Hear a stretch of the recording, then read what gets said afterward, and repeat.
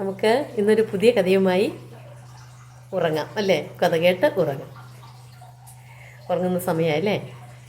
ശരി. ഇന്ന് നമ്മൾ പറയുന്നത് വ്യത്യസ്തമായൊരു കഥയാണ്. വളരെ രസമുള്ള കഥയാണ്. എല്ലാവരും വളരെ ശ്രദ്ധിച്ചിരിക്കണം കേട്ടോ. ചന്ദ്രവംശത്തിൽ നമ്മുടെ കഥയുടെ പേരെന്ന് പറയുന്നത് ശിബിയുടെ ത്യാഗം. ചന്ദ്രവംശത്തിലെ ഒരു മഹാനായ ചക്രവർത്തിയായിരുന്നു ശിബി എന്ന് പറയുന്ന രാജാവ്.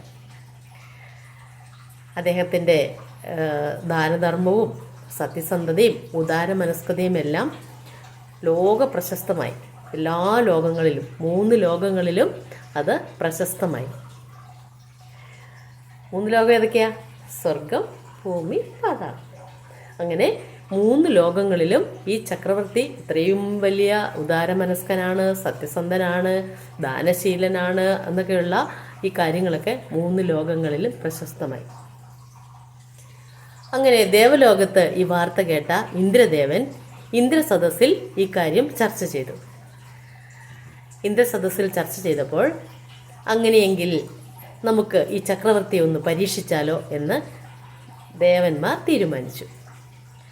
അങ്ങനെ ഇന്ദ്രദേവനും അഗ്നിദേവനും കൂടി ശിബി ചക്രവർത്തിയെ പരീക്ഷിക്കുന്നതിന് വേണ്ടി രാജസന്നിധിയിലേക്ക് എത്തുകയാണ്. ഇന്ദ്രദേവൻ ഒരു വലിയ പരുന്തിൻ്റെ രൂപത്തിലും അഗ്നിദേവൻ ഒരു മാടപ്രാവിൻ്റെ രൂപത്തിലുമാണ് ഇവിടെ ശിബി ചക്രവർത്തിയുടെ രാജധാനിയിലേക്ക് എത്തിയത്. രാജസദസ്സിൽ അങ്ങനെ വിചാരങ്ങളിലൊക്കെ ഇരിക്കുന്ന ചക്രവർത്തിയുടെ മടിയിലേക്ക് വലിയവായിൽ നിലവിളിച്ചുകൊണ്ട് എന്നെ രക്ഷിക്കണേ, എൻ്റെ ജീവൻ തിരിച്ചു തരണേ എന്ന് വലിയവായിൽ കരഞ്ഞുകൊണ്ട് ഒരു മാടപ്രാവ് വന്നു വീണു. പെട്ടെന്ന് ശിബി ചക്രവർത്തി ആ പ്രാവിനെ എടുത്തു. ആ പ്രാവ് ചക്രവർത്തിയുടെ മുഖത്തേക്ക് നോക്കിയിട്ട് പറഞ്ഞു, എൻ്റെ ജീവൻ അപകടത്തിലാണ്, എന്നെ പിടിക്കുവാൻ ദാ എന്ന് പറഞ്ഞപ്പോഴേക്കും ദേ വരുന്നു ഒരു ഭീമാകാരനായ പരുന്ത്. ആ പരുന്ത് വന്ന് തൊട്ടടുത്ത് വന്ന് അവിടെ ഒരിടത്ത് ഇരിപ്പുറപ്പിച്ചു. എന്നിട്ട് പരുന്ത് പറഞ്ഞു, വിട്ടുതരിക എൻ്റെ ഇരയെ, എൻ്റെ ഭക്ഷണമാണത്, എന്നെ അത് ഞാൻ ഇര തേടി പിടിച്ചതാണ്, അതിനെ വിട്ടുതരിക. ഉടനെ പ്രാവ് രാജാവിൻ്റെ മുഖത്തേക്ക് നോക്കിയിട്ട് പറഞ്ഞു, എന്നെ ഉപേക്ഷിക്കരുതേ, എനിക്ക് എൻ്റെ ജീവൻ തിരിച്ചു തരണേ, എന്നെ ഉപേക്ഷിക്കരുതേ എന്ന് രാജാവിൻ്റെ മുഖത്ത് നോക്കി പരുന്ത് പറഞ്ഞു. രാജാവ് പ്രാവിനോട് പറഞ്ഞു, പേടിക്കണ്ട, സുരക്ഷിതമാണ് നീ, പേടിക്കണ്ട. ഉടനെ വീണ്ടും പരുന്ത് പറഞ്ഞു, വിട്ടുതരിക, ആ പ്രാവ് എൻ്റെ ഭക്ഷണമാണ്, എനിക്ക് വിശക്കുന്നുണ്ട്, എനിക്ക് വിട്ടുതരിക.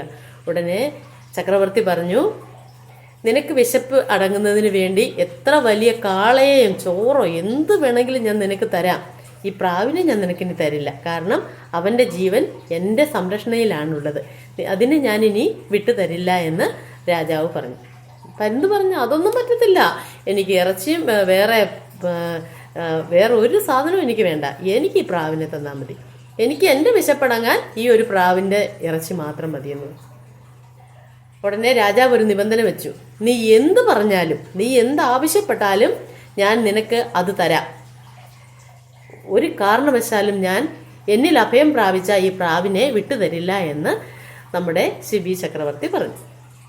ശരി, അവസാനം പരുന്ത് പറഞ്ഞു, ശരി, അങ്ങനെയെങ്കിൽ എനിക്ക് നിന്റെ വലതു തുടയിൽ നിന്ന് ഈ പ്രാവിൻ്റെ തൂക്കം ഇറച്ചി നീ എനിക്ക് തന്നാൽ മതി.